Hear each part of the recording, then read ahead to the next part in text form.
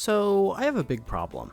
On Steam, you can see just how many games you have fully 100%ed all of the achievements of, and I am currently sitting at 68 games.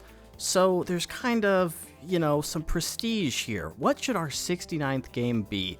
There's plenty of games it could be. There's lots of games that really kind of fit the theme of the number. There's lots of games that you might think of in association with it. So I really need to crack down and decide what that 69th game will be. Rare, exclusive, number 69.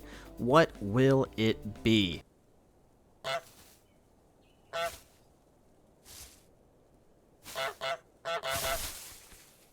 Yeah, it's Untitled Goose Game. It's like a birds and the bees thing, maybe? Maybe I'll do bees at a later date, but just the birds for now. Untitled Goose Game starts with a bang, or rather a honk, as we come out of the bush that I presume we live in, and we approach a big pit in the ground that seems to have some golden bells in it, which is kind of weird. But we don't have too long to think about that before we set off on our adventure here. The controls are pretty simple. We can bend our head forward, we can pick things up with our beak, and we can walk, obviously, and there's also kind of a bend mechanic with the things we pick up. The intro to this game is nice and short because right after a brief tutorial on controls, it's time to get into it. We're in the world. So the basic makeup of Goose Game is that we go into these different areas, 4 different areas throughout the game, where we get a different task list that we need to complete to move into the next area. In this first section, it's getting into the garden, getting the groundskeeper wet, basically messing with the groundskeeper. I also changed the text here to not cursive because I didn't think it looked great. So starting out, I thought this was going to be pretty easy. Get through these tasks, all we have to do is bring things to the picnic basket. But that's when I learned that the groundskeeper and all of the NPCs in the level will actually try to retrieve their items if they catch you stealing them. So it's kind of a back and forth. This is actually a lot more of a stealth game in comparison to what I kind of expected going in. One benefit of luring the groundskeeper out, though, is that now we have access to the garden. And we've learned from our past mistakes. We have figured out that we need to be a little bit stealthier in our approach here, and we steal the gardener's rake and throw it in the lake for our first real task done. And after some devious plotting and positioning, we see the gardener go to mess with some of his crops, and he ends up in perfect position to get absolutely blasted with the water. This next task is really where the emotional warfare part of this game starts to set in. We steal this poor man's hat, and I've already concocted the great plan to bring it out into the water, but he's so mad he'll chase us out into the water. We manage to lose him behind a small bridge, and we hide it in a bush, which is pretty convenient. The punchline to our prank of stealing the gardener's hat is that we force him to wear this sun hat that makes him look quite silly. And while he's focused on other things, we actually manage to grab the radio and run it all the way down to the picnic basket to get the final thing unlocked in the area, have a picnic, which opens up the final task of the zone. As we move through these areas and drive these people to their absolute breaking point, their last resort is to put up a no goose sign because obviously they can't hurt this beautiful bird. And how do we pay back the farmer? We make him smash his finger because we are not quite as kind as he is, and we unlock the next area and earn our first achievement for completing the garden. So now we've completed the kind of tutorial area and we've got a basic grasp on what the game's going to be asking of us, and we're in a bigger area with a lot more things to do. Not necessarily more things, but more complicated things. So we have things like trapping a boy in a phone booth, and we get on that right away. We see this absolute nerdzoid hanging out, and we know he must be the guy that we need to honk at, trap him in this phone booth, and he'll slam the door shut here. He'll pick up the phone to call his mom, but we've already got him trapped in there at this point. As we continue moving down the street, I encounter for the first time my absolute arch nemesis of this game.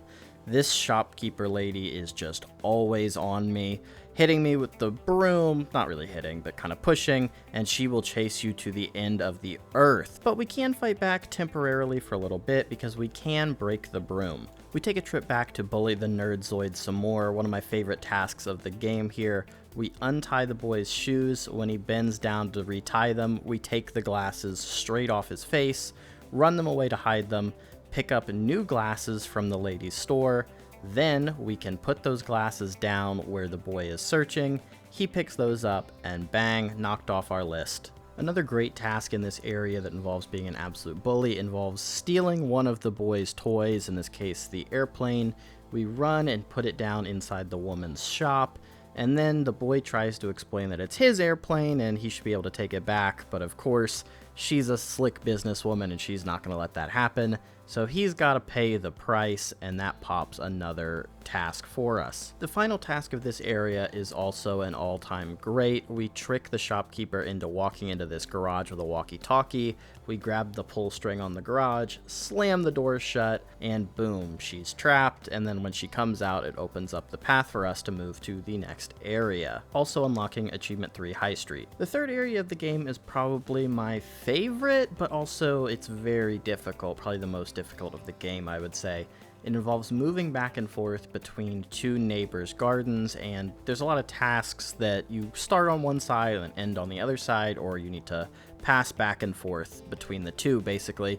And it's a really cool way to do this kind of challenge. The first tasks to take on in this area involve a lot of stealing clothes, either from the man and the table next to him, or from the woman's clothing line hanging in her garden. We quickly get into some bigger hijinks though, as the woman happens to have a giant bell situated right behind where the man is drinking his tea. After messing up some of my clothes stealing adventures, I kind of figure out that if we bring something to the man's yard that belongs to someone else, he'll throw it over the fence, which we use as bait to get him to throw this expensive vase over, breaking it instantly. We also find that the woman has a nicely dressed goose statue in her garden as well, so we do the natural thing and hide the body and trick her into putting the ribbon on us instead, so that we have a nice little outfit. We're left with only one task left in this garden, and this one's a little bit less physically devastating, but maybe a little bit more mentally devastating. We drag the prize rose over and mess up the hedge, forcing the woman to trim it,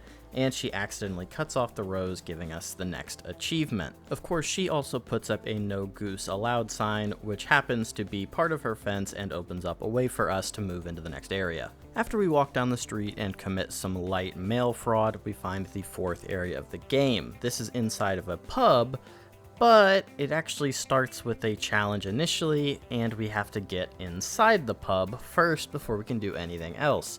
This has a guard on the outside that won't let us in, but we do happen to have a plan. We see that he lets a delivery person walk by with a box every couple of minutes, so we get in a box and wait, and then it's go time, baby. They walk us right in through the gate just like we drew it up. Our reign of terror continues into the pub, where our first action is to force an old man to break his dartboard on accident. And if that wasn't bad enough, our second action is to wait until he turns around to sit down and hit him with the old switcheroo, pulling the chair right out from under him. Gets a big laugh from everybody every time. Our next couple tasks all involve kiting this bar owner slash worker person around the bar until we can grab various items. This first time we go for a boat that gives us another task complete.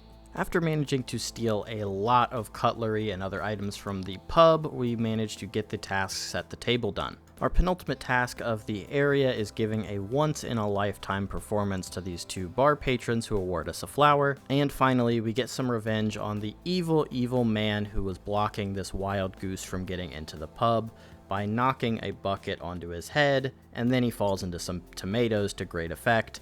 And this gets us our fourth achievement for completing the pub and access to the next area. So as we move into the fifth and final area, we come into an area that should look quite familiar, because it is actually a tiny model village of all the areas that we passed through to get to this point of the game, which is pretty cool, honestly. At the end of the model village, we find a kind of castle-like structure that has a golden bell in it. That's weird. Where have we seen a golden bell before? Huh. So at this point, we get our final task to take that bell all the way back home. But this is no easy task. It's a lot easier said than done. All of the people that we have abused and manipulated throughout this game are out in full force to try to stop us from stealing this prized bell, the prized jewel of their miniature city collection. But We managed to kind of brute force our way through. The only person that gets us is our arch enemy there, and we managed to run it back to the big pit where we drop the bell in and get the achievement, "Thank you for playing our video game." So this is where the credits roll. This is the end of the game. I was pretty surprised. I actually did this all in one sitting, which is pretty uncommon for me these days. But yeah, we made it through pretty quick, and we have about 20 more achievements we have to get through in the post game, so let's check those out now. As we paddle into the post game, we see that we have a brand new list of tasks we need to complete, as well as completing every level again in less than 5 minutes, so let's get on that. First up, we steal a cabbage from the garden and roll it over the picnic table for the achievement Yummy. Next up, we get the gardener to chase us outside of his garden, then we steal his keys and bring them inside the garden with us, locking him out and giving us the achievement Nasty. We steal an umbrella and open it up inside the TV shop to earn the achievement Unlucky.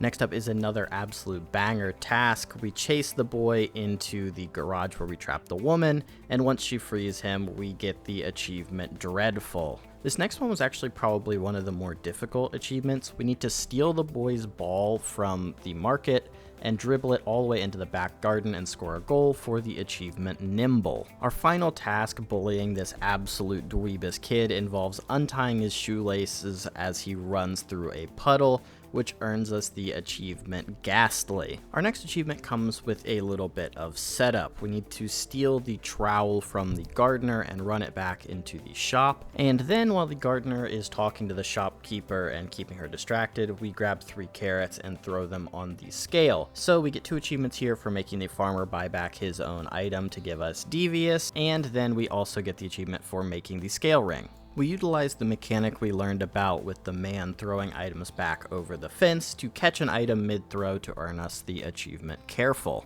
I didn't feel bad enough for messing with him the first time, so we pull the chair out from the old man one more time and steal his hat and run away with it to earn the achievement Cheeky. We utilize the hat along with a couple of other items found outside of the back gardens area. We put them near the bust that the woman has in her back garden. She uses these new supplies to dress up the bust, and we earn the achievement Pretty. We also steal the ribbon from the backyard goose one more time, and this time perform for the pub patrons again to earn the achievement Elegant. We steal the toy boat from the pub again and throw it in the little canal area and sail it under a bridge to earn the achievement Lovely. We steal the box from the truck that we normally use to get into the pub and drag it into the man's backyard, utilizing the throw mechanic one more time to get thrown over the fence inside the box and earn the achievement Intrepid. Our final free mode achievement involves stealing a flower from each of the individual areas and bringing them back to the central area where we get one last achievement. Now all that's left is the capstone achievement for unlocking all other achievements and getting the speedrun achievements for beating each level in under 5 minutes. So these speedruns are actually quite difficult. We need to get through each level in under 5 minutes individually, and the way we know that is there is a church bell that rings in the background signifying 5 minutes is up and you need to restart your timer. We start with the gardens, and it's not too hard, and we earn the achievement The Gardens Quickly for getting it all done. The High Street speedrun is a noticeable step up in difficulty, but it's worth it to get to bully this absolute nerdazoid a couple more times. So it's definitely more difficult than the garden, but not too difficult as we earn the achievement The High Street Quickly. The third speedrun achievement comes from the back garden, and this is without a doubt the most difficult level in the game to do with a speedrun timer going. The individual recording for just this section was about 40 minutes of attempts resetting over and over again, but eventually we get it. We have a perfect run and we manage to earn the achievement The Back Gardens Quickly. Our final speedrun is the pub level, which I thought was going to be a lot more difficult, but we actually got it on like our second or third attempt, so it really wasn't that bad in the end, but we complete it and earn the achievements The Pub Quickly and a secret prize, and the game prompts us to return home for this prize. So we have all of the achievements done, and that's what this is really about, but we can't pass up an opportunity at a secret prize, right? We get home and open up a box, and we find that there is a golden crown inside. So we can take this golden crown to any of the NPCs in the game, and they will put it upon our head to deem us the ruler of the land. So I thought nothing more fitting than to give it to the woman that was the bane of my existence throughout this game, but it has one more cruel prank to pull on me. The absolute dweebus picks it up and corners me, putting it on my head, and that's that. He had the last laugh. So that's that. We have managed to 100% Untitled Goose Game, getting us up to 69 perfect games. Very, very nice. How did we do? Untitled Goose Game took me 5.1 hours to 100% complete, and that seems pretty normal. HowLongToBeat.com has this game listed at about 6 hours, so that's a pretty good estimate, I would say. I was probably just a little bit faster on the speedrun stuff, I guess. But this was a load of fun. I picked this game up on sale, played it, I think the day that I bought it, which happened to be when I had a little bit of downtime, so I managed to finish this game all in one day. I'd recommend playing it like that because it kind of all sticks with you as far as the end game puzzles, needing to remember where stuff is when you're moving back and forth between the various areas that you've already been through. But yeah, I hope you guys enjoy these kind of shorter game videos that I've been working on lately. We've kind of been working on a bigger project in the background pretty much right after I finished recording this video. I started working on something much bigger, so we're kind of working through the backlog here and banging out a lot of short games to have time to work on that big project that I've been working on. But I hope you guys have enjoyed this video, and I hope you'll check out the next one next week, every Wednesday at 3 p.m. EST here on the channel. Thanks for watching. See ya!